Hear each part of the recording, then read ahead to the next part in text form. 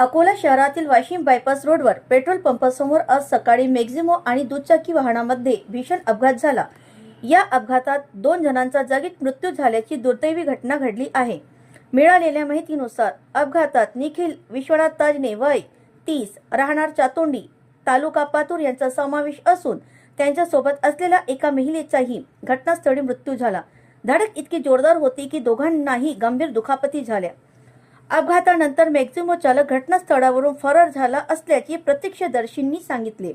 घटनेची माहिती मिळताच 108 रुग्णवाहिका तातडीने घटनास्थळी दाखल झाली। जखमींना तत्काळ जिल्हा सामान्य रुग्णालय येथे हलविण्यात आले, मात्र डॉक्टरांनी तपासणी अंती दोघांनाही मृत घोषित केले।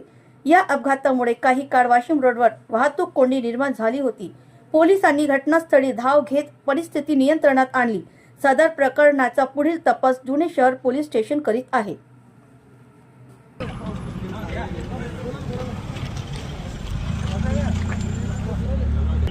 हाँ,